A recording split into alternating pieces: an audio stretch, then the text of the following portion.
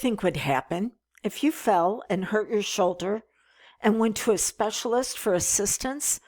And instead of focusing on the injury, the shoulder that's hurt, instead they said things like, well, you're immobilizing it too much, and you're taking too many pain meds, and you're overcompensating in other areas of your body. It would be like, well, yeah, I know I'm doing all of that. That's the reason why I'm here. Can we look at the injury and what's causing me to do all of that? See, it's the same way when we engage in self-sabotaging behaviors. Self-sabotage is simply a system. I get it out. It's a symptom that your allostatic load, that is the dysfunctional stress that you're under mentally, emotionally, and physically. Well, that allostatic load is way too heavy for your system, and you're looking for temporary relief. The self-sabotage is not the injury itself. Instead, it is a protective, maladapting identity that is trying to cover up for the injury to guard against getting hurt again. Okay, I'm going to say that again. Self-sabotage is the protective maladapting to try to keep from getting hurt again. So what do we need to do? If that's just a symptom, we need to get to the cause. So you have an injury, and if the injury is not addressed in a healthy way, then you're going to have protective maladapting. The maladapting is what creates an allostatic load that is too heavy. And then you look for relief through self-sabotage. But that only reinforces the original injury because you're not getting what it is that you need in order to be your healthiest. So, what is protective maladapting? And then I'm going to give you a real-world example of my neighbor bringing a lawsuit against me, trying to steal part of my backyard, and how I went in to dysfunctional maladapting. Okay, so protective maladapting shows up as overperformance, overfunctioning, and overcompensating.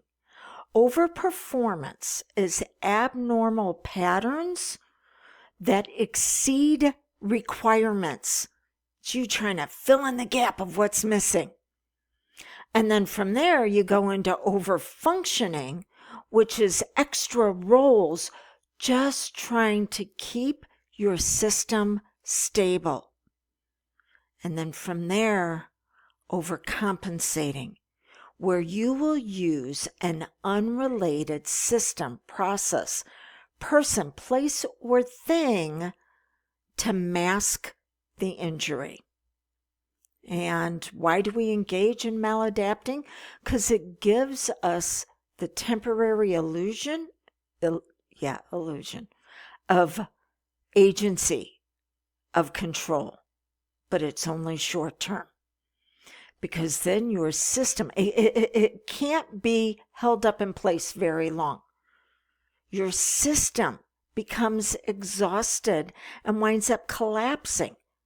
And you're then identified and defined by your effort and your performance that cannot be sustained. Okay, so I said I'd give you an example. But in order to do that, I need to back up to this past spring, because I know it's been a while since we've been together. This past spring, my puppy turned 2, Thor. And if you had been in my world for a while, you know he was my heart dog.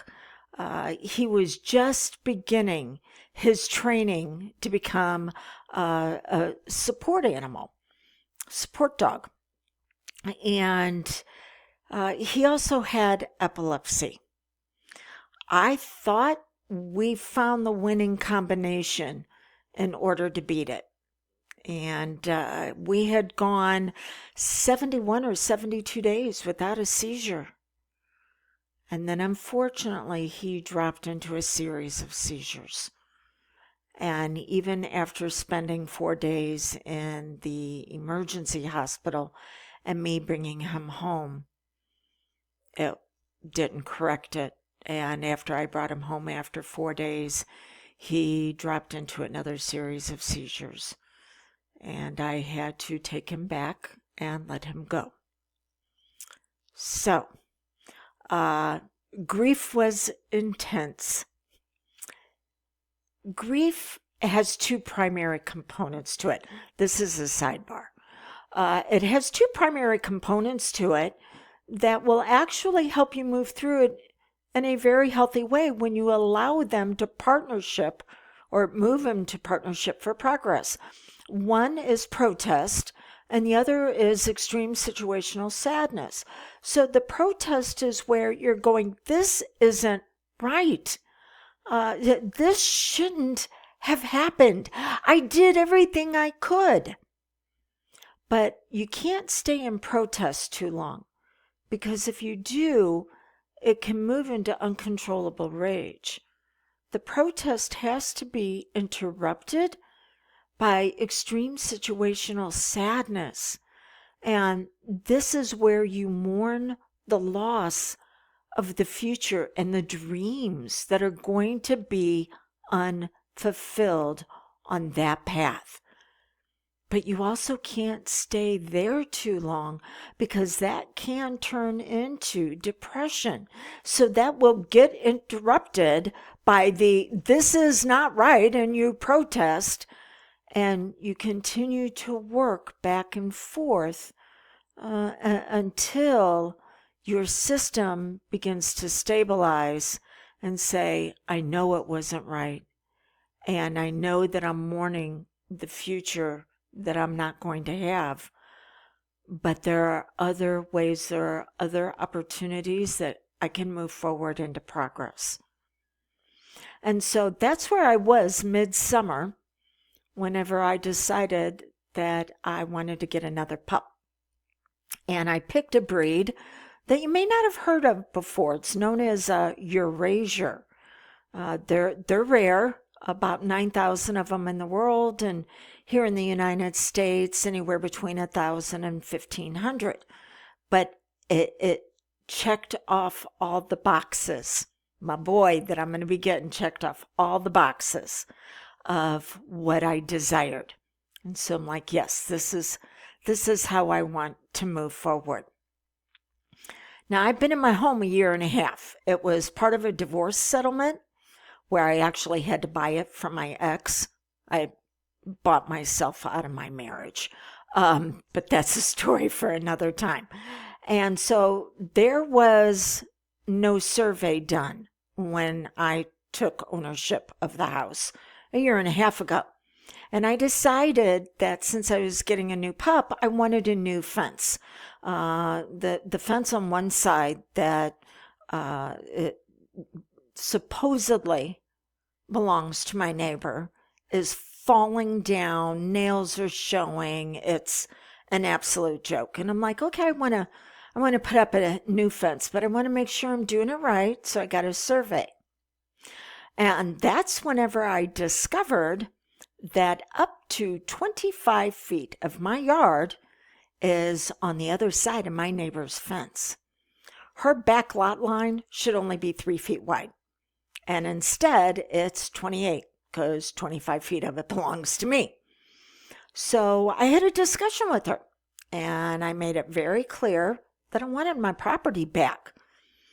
It was full of weeds on that side. The fence is falling down. The yard is not utilized. So I'm like, well, it's no brainer. She's not doing anything to steward it. So I want it back. And, 2 weeks later is when I got served with the lawsuit, because she's claiming squatters' rights. Now, in the state where I live, it's known as adverse possession. You have to satisfy 5 requirements, and the courts will decide whether or not she's done that. But one of those requirements is just amazing to me. It's what's known as hostile possession. You knowingly are stealing the property. And I was just like, what? Oh my gosh. And so I went into an injury, a wound that had been created many, many years ago that said, I must pay the price for someone else's expense, or for someone else's success at my expense. I have to pay the price for them to get what they want, and it's going to be where I lose. And that was the injury that showed up. Okay. So how did this then move into me maladapting with overperformance, overfunctioning, and overcompensating? And when you find yourself in those areas, I'm going to give you a 3-step process, the same process that I used to break the back of lack in your life and move into the wealth that you're designed to embody. Okay. So, overperformance, abnormal patterns to exceed requirements. I decided to do a deep dive into answering the suit that was brought against me, because parts of it were just a freaking joke on what I got served, as far as I've owned the property since 1980. No, that would have been my former husband. We didn't even get married until 1998, and my name was never on the deed. Okay, until after the divorce, and then I paid him for this property. So I decided to do a deep dive for my lawyer and answer all of those questions, because I'm trying to fill in the gap for him, right?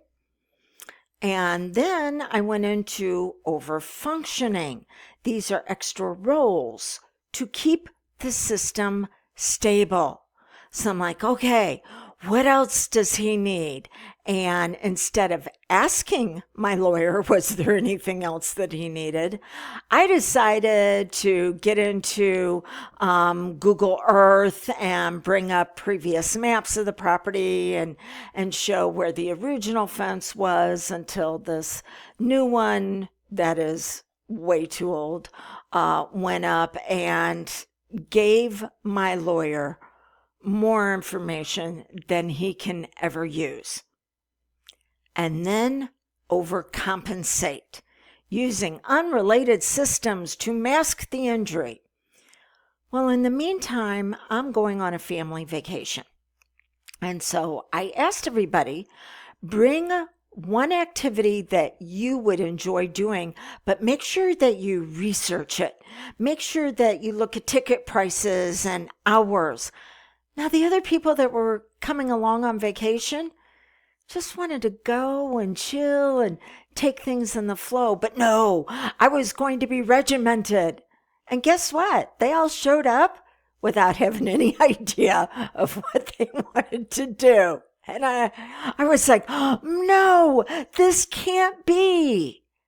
And then I was looking for relief through some self-sabotaging behaviors, and I did it by overspending on some things, okay? And that gave me some temporary relief, but it just reinforced the injury, because I am defined by my effort and my performance. Whew. So what did I have to do when I became aware? What was the 3-step process that I used? And so that way I wouldn't have to address the self-sabotaging actions that were just bringing temporary relief, that I could actually get into the injury and take care of it. Well, step 1, break agreement with the lie that caused the original wound by revealing the truth. So it was like, okay, when is one of the first times that I bought into this lie that someone else was going to achieve, but I was going to have to pay the price? And it was when I was 13 years old and my dad lost his temper and beat me to the point he broke bones. And I had to cover up for him at the hospital. And that began a cycle of seeking out people that would wind up reinforcing that original injury. Now, keep in mind, I did not seek out a neighbor that was going to do this. People are going to want to try to steal from you and your brilliance all the time because it is so much easier for them to do that than to take accountability for their own actions and make it happen for themselves. And that's where step number 2 comes into play. But let's back up. We're still looking at step number 1. So I had to ask myself, that's the lie. What's the truth? Well, what's the opposite of paying the price? For me, it's receiving a gift. Okay. So let me start looking at all the gifts that I've received lately. And one of the first ones that came to mind was the puppy that I had picked. Exquisite Eurasiers are the breeders that I'm going with. And they have, I think it's 11 of these dogs, 2 females that they breed. But the one female who's had a litter a couple of years ago, they haven't bred her since because she's a support dog. And so for her to have a litter, they have to pull her out of the role that she's performing for one of the family members. But her personality type was exactly what I was looking for. So as a gift, they decided to go ahead and pull her temporarily out of her role as a support dog and breed her. What an amazing gift to give me. Yes, other people will benefit from it because of the personality traits that will be passed on from the mom and dad. But to give me the gift of, oh, Dawn, this is what you're looking for? Well, we're going to have a couple of other litters, and those would be okay, but this would actually be the very best. Okay, so that began my RAS, reticular activating system, to begin to seek out all the things that I did want to get into agreement with, all the blessings I have received, all the times people wanted to pour into me as just because they could. Okay, so break the agreement with the lie and instead revealed the truth. That's step 1. Step 2, boundaries and rules. Boundaries bless, rules restrict. This is when you need to say, okay, boundaries, well, they bless me because they're all about me. Rules restrict access to me. So what is something that I could do that is a boundary that would bless me? And so the beginning of September, I reached out to my neighbor, who I had not spoken to since she had served me with the lawsuit. And I already had to go to court once because she deemed me a threat to her fence that I was going to attack it. And I had to tell the judge, no, I'm not going to touch it until the courts decide who owns this land. Okay, so boundaries bless. It's all about me. Who do I want to engage with? I want to engage with people that have a certain set of values, that we both have a desired outcome. So I reached out to my neighbor and I invited her to a women's conference coming up at my church. So take a look at it. If you're interested, I'll get your ticket. Now, she declined the offer. and said, maybe we could do something else. And that's where I restrict the access to me. I said, if you ever decide that you want to go to church, I'd be happy to take you, because you're not going to have access to me otherwise. So that's step number 2, boundaries. It's your energy. It's the container in which you operate. What would be a great energy for you to fill that container with? But if those and your surroundings, your conditions, only want to reinforce the original injury, then you have to begin to restrict access. And then step number 3, action that feeds your truth. This is when you need to engage in actions that are going to solidify the identity that you want to continually experience. And the identity that I want to have is that I work with people where we're mutually blessed. And that's going to happen for me with my property. I don't know what the court's going to decide, but I know I'm going to be mutually blessed by neighbors that want the best for me and I want the best for them. Where's that going to be at and who's it going to be with? I don't know. But that's what I'm going to experience. So action that feeds the truth. Before I can give, I need to receive. So my RAS is turned on saying, oh, how can I receive blessings from others? How can I benefit from their brilliance? Instead of overperforming, overfunctioning, and overcompensating, how can I let their light illuminate and impact and influence me in ways that we both move into progress? So that's what I'm receiving, and then I can give. That's one of the reasons why I'm here with you today, is because I want to give to you.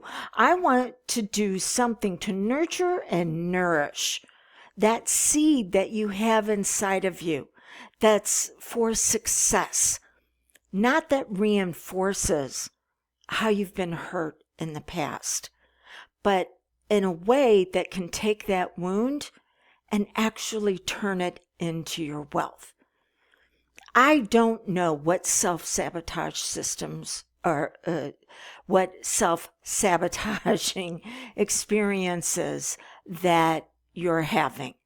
Procrastination or doing too much, saying yes with people pleasing, lack of boundaries and rules. I don't know what it might be, but don't just look at trying to treat that. Get to the original injury that you're seeking the relief from, and let's do something to create an experience where you can begin to heal and turn your wound into your wealth. Where my dad broke my arm, it's the strongest place in my body. And it's the same way for you. Where you were hurt, once it is healed correctly, it is going to be a source of your strength to empower your success. So until we get together again, blessings on your brilliance.